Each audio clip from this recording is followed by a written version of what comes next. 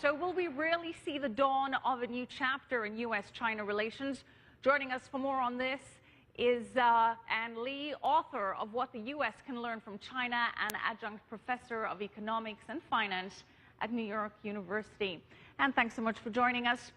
We've seen some thorny issues come up, from cybersecurity to trade. What have been the most contentious points, both for the U.S. and for China? From an economic standpoint, we are quite familiar with the issues of currency because the U.S. have often accused China of keeping the currency too low. And then obviously trade and investment are also thorny issues.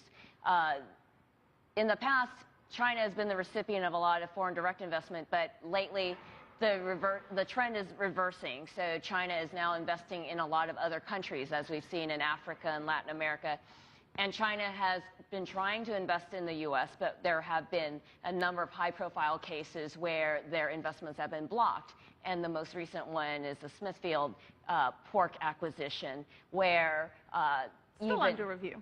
Under review, but clearly there's political pressure from opinion polls basically saying that, a lot of Americans oppose the acquisition on security issues, which for a lot of folks who understand what's really going on find it truly ludicrous, because they find that there is no security issue here, but it's more political. And so I think this is an area where the Chinese really want to address with the United States, because if you don't have open investments where both sides are trying to play by the rules and there are no security issues involved, and yet they are still being blocked, then that becomes a real barrier to good relations.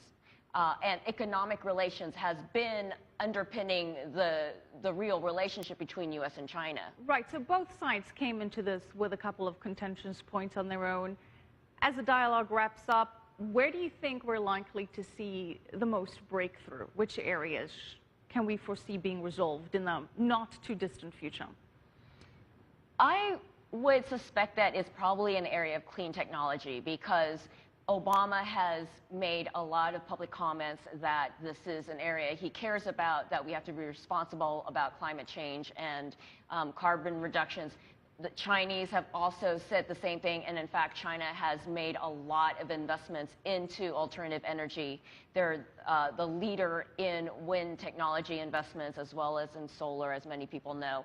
And I feel that this could be a low-hanging fruit where research and joint development and joint ventures can happen without too much establishment interest trying to block things. Both of the countries have said that they have an intention for a bilateral investment agreement. That's a pretty big coup, isn't it? It would be if it happens. Unfortunately, I think there's so much political constipation in Washington that I don't see that happening anytime soon. Anytime someone mentions the word China, it evokes emotional responses from people that... Even when it comes to bilateral investments? Absolutely. It's been associated with things as far as human rights and other areas that have nothing to do with investments. So this gets muddied, and it makes it difficult to have real logical negotiations around these things. But I suspect that because the United States needs to create a lot of new jobs, China also needs that imperative as well, that hopefully they can find areas where they can do that. Okay, so still a long way to go in terms of some concrete progress. That's Ann Lee, author of What the U.S. Can Learn from China.